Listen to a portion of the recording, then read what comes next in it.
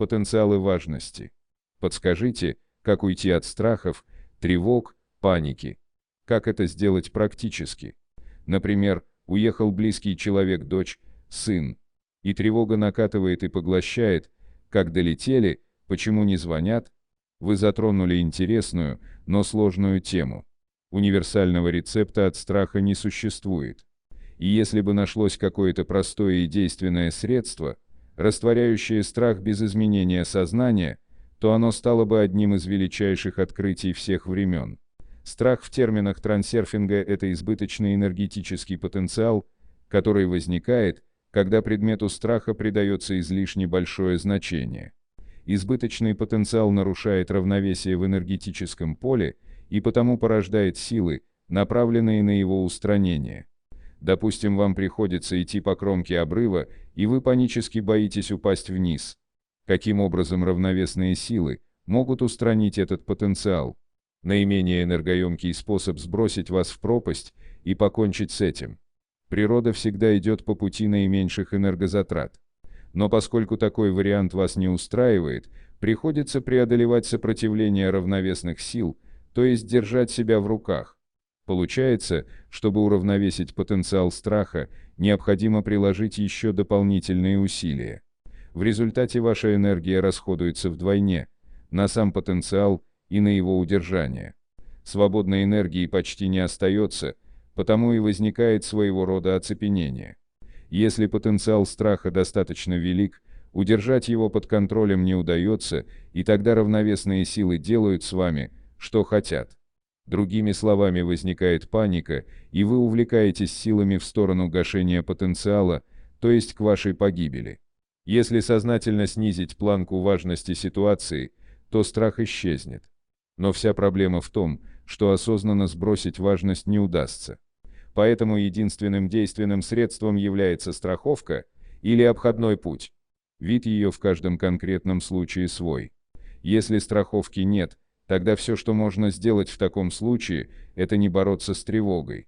Уговаривать себя не бояться бесполезно. Самообман не поможет. Любая форма борьбы со страхом только отнимает вашу энергию и усугубляет избыточный потенциал. Если не бояться невозможно, бойтесь. Действуйте, как умеете, только не боритесь с самим страхом. Например, если вы волнуетесь перед выступлением на здоровье. Волнуйтесь естественно и со всем удовольствием. Отдавайтесь целиком этому замечательному чувству. Позвольте себе сходить с ума, как вам больше нравится. Как только вы это себе позволите, все волнение чудесным образом испарится неизвестно куда.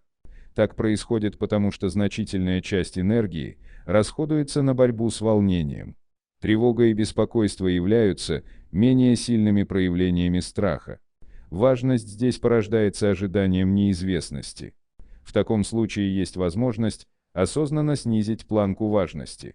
Если вас что-то тревожит, объясните себе, что это для вас крайне невыгодно. Опасения и худшие ожидания, как правило, реализуются. Одним из способов устранения беспокойства является действие, неважно какое. Потенциалы тревоги и беспокойства рассеиваются в действии. Бездеятельное беспокойство будет висеть до тех пор, пока вы не начнете активно действовать. Вид деятельности может даже не иметь отношения к предмету беспокойства. Достаточно чем-то себя занять, и вы сразу почувствуете, как беспокойство пошло на убыль. Хорошей опорной точкой для снижения планки важности может служить принцип координации намерения. Все идет, как надо. Позвольте себе не знать, как должны развиваться события. Отпустите хватку контроля над сценарием и дайте возможность ситуации благополучно разрешиться. Обстоятельства начнут складываться благоприятно сами собой, если вы будете осознанно двигаться по течению, а не лупить руками по воде. Принцип координации намерения работает, можете быть уверены. Мир никому не собирается устраивать неприятности. Не потому что есть силы, которые якобы о вас заботятся, а потому что так тратится меньше энергии. Природа не тратит энергии впустую. Ей невыгодно расходовать на вас энергию. Неприятности всегда связаны с избыточными затратами энергии. Благополучие, напротив, является нормой и требует минимальных энергозатрат. Разум человека, не имея понятия о пути наименьшего сопротивления, борется с течением вариантов и сам нагромождает себе препятствия и проблемы. А откуда им еще взяться? Закон сохранения энергии еще никто не отменял. Не следует только понимать принцип координации буквально. Например, лезть в самое пекло и твердить при этом, что все идет, как надо. Но в общем и целом на этот принцип можно смело положиться. Моя проблема такова: я поставил перед собой очень высокие цели, но постоянно нахожусь в окружении маятников, которые мешают мне. Я не могу ни с кем поговорить о моей цели, обсудить свои интересы, и даже родные мне говорят, что у меня ничего не выйдет. Наблюдая за людьми, я вижу, что практически все на одно лицо. Подскажите мне что-нибудь, пожалуйста. Естественно, маятники будут вам мешать, они всем мешают. Чтобы свести их противодействие к минимуму, требуется держать планку важности на низком уровне, то есть не придавать ничему излишне большого значения. Такая рекомендация звучит непривычно, однако большинство проблем возникает именно по причине высокой внутренней и внешней важности. Очень высокие цели вовсе не являются труднодостижимыми по определению. Труднодостижимыми их делают привычные стереотипы разума. Сломать эти стереотипы можно при помощи принципа координации намерения. Вы можете достичь любой цели, если она ваша. Если цель чужая, будете испытывать некоторый душевный дискомфорт, когда крутите в мыслях картину о том, как будто цель уже достигнута. Что касается вопросов выбора вашей цели и конкретных способов ее достижения, можете лишь принимать к сведению то, что говорят другие, но не более того. Руководством к действию должны служить веления сердца, а не советы других людей, особенно близких, которые изо всех сил желают вам добра. Но вообще, из письма я не могу точно определить, в чем у вас проблема. Особенно непонятна такая фраза: «Наблюдая за людьми, я вижу, что практически все на одно лицо». Хочу пояснить, все окружающие меня люди, включая родителей и друзей, не понимают меня, мои желания заставляют действовать в своих интересах. Они даже не понимают, как можно мыслить так, как я.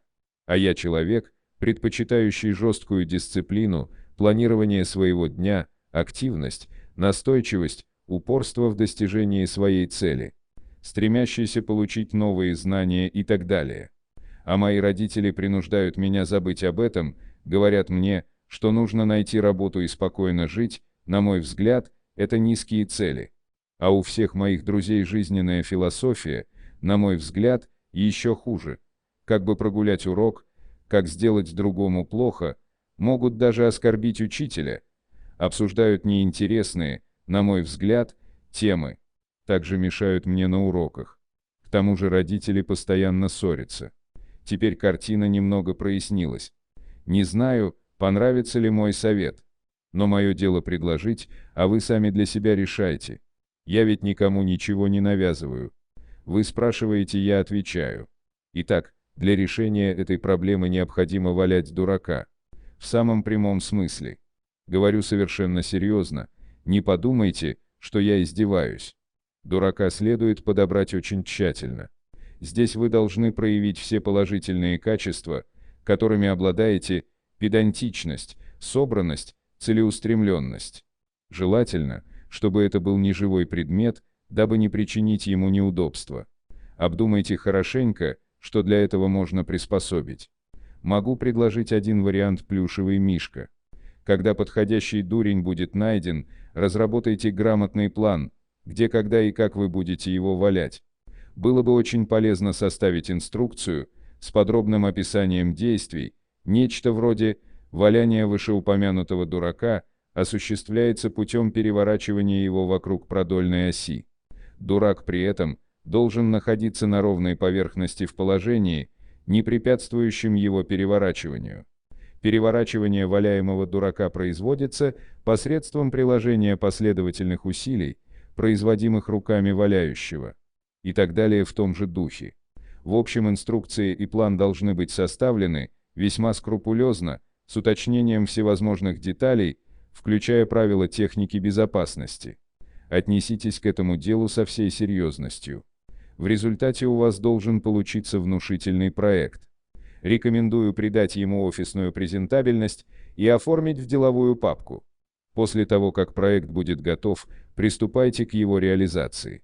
Тщательно подготовьтесь к этому мероприятию и старательно произведите все необходимые действия, строго придерживаясь инструкции. Все действия вы должны выполнять серьезно и тщательно, время от времени заглядывая в инструкцию. Лицо должно быть очень умным и сосредоточенным. Если будут мешать приступы идиотского смеха, можно на время прекратить это занятие, отфыркаться как следует, успокоиться, а затем продолжить. Вы все-таки думаете, что я издеваюсь? Дело в том, что причина проблем кроется в завышенном потенциале внутренней важности. Вы пишете: «Я человек, предпочитающий жесткую дисциплину, планирование своего дня, активность, настойчивость, упорство в достижении своей цели, но я постоянно нахожусь в окружении маятников, которые мешают мне». Вы предъявляете к себе и, возможно, к другим слишком высокие требования. Не могу утверждать, но предполагаю, что сами взвалили на себя роль человека, который серьезно и со всей ответственностью занимается важным делом. Если так, вокруг вас постоянно должны суетиться люди с совершенно противоположными качествами. Например, будут досаждать безответственные, несобранные, недисциплинированные, склочные. В общем, всякие обормоты будут стремиться разрушить четкое планирование. Почему так происходит? Потому что ваш избыточный потенциал внутренней важности создает сильную поляризацию. Люди с противоположными качествами будут притягиваться к вам, как железные опилки к магниту. Так работают равновесные силы, направленные на устранение потенциала.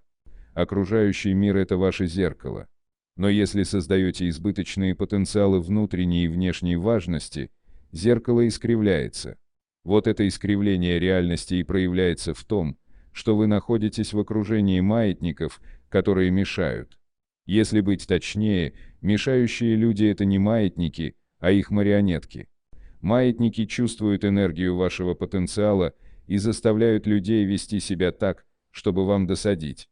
Вы раздражаетесь, а паяц прыгает еще неистовее, это маятник его раскачивает и получает энергию раздражения.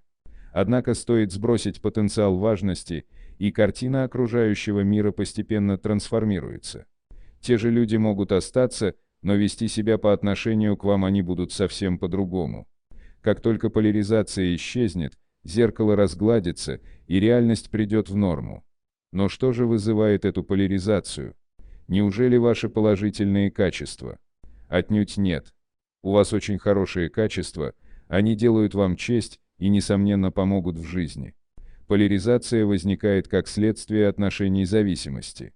Ваши качества не производят никаких изменений в окружающей энергетической картине до тех пор, пока сами не начинаете сравнивать себя с другими. Например, вы думаете: «Я дисциплинированный, а они разгильдяи. Они бестолковые, а я целеустремленный». Вот это противопоставление и натягивает поляризацию. Выполняя данный ритуал, вы сведете на нет всю свою внутреннюю важность. Но, возможно, найдете такой ритуал для себя неприемлемым. Тогда будет лучше, если вы просто перестанете противопоставлять себя окружающим людям. Позвольте себе быть собой, а другим быть другими. Отпустите свою хватку. Как только это сделаете, поляризация исчезнет, и окружающий мир непостижимым образом изменит свое лицо, он перестанет вам мешать. Вот тогда и поймете, что такое трансерфинг реальности. Вот одному серьезному читателю вы посоветовали валять дурака. А что делать тем, кто слишком увлекается валянием дурака? Как заставить себя заниматься серьезными делами? Серьезными делами заниматься не хочется не потому, что они серьезные, а потому что это не ваши дела. Лень – это состояние души.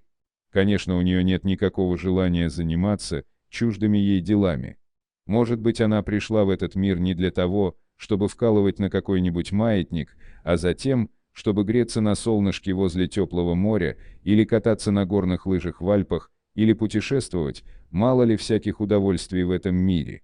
А работать кто будет? Спросит сердитый маятник. Но на это можно ответить легкомысленно: словами из веселой студенческой песенки. Пускай работает лохматый тот медведь, и не фиг по лесу шататься и реветь. Именно так, ведь чувство долга и необходимость – это изобретение маятников. Наш мир в действительности настолько богат и щедр, что его благ на всех хватит, если каждый будет двигаться к своей цели через свою дверь. Едва ли когда-нибудь будет так. Но отдельно взятый человек, если захочет, может преобразовать слой своего мира в очень уютный уголок. Для этого необходимо найти свою цель и свою дверь. Если вы будете двигаться к своей цели, не придется себя уговаривать и принуждать. Душа в припрыжку побежит к своей цели через свою дверь. Ваша дверь для других может казаться обременительной работой, но для вас это будет приятным удовольствием. Пока двигаетесь к чуждой цели через чужую дверь, вы работаете на маятник. На этом пути ваша душа всегда будет говорить «не хочу», а разум будет твердить «надо». Это путь в никуда, какими бы разумными доводами и красивыми декорациями он ни был обставлен. Выход один – определить свою цель и двигаться к ней. Ну а пока лекарством от вынужденной необходимости может стать игра. Вспомните, как в детстве играли во взрослые игры. В магазин или больницу, например. Вот и сейчас представьте, что нужно не трудиться, а играть. Вы страдаете от вынужденной необходимости только в случае, если погружаетесь в эту игру с головой. Возьмите себе роль играющего зрителя. Действуйте отстраненно. Не отдавайте себя целиком делу, которое выполнять необходимо. Притворитесь, что это игра. Сдайте себя в аренду.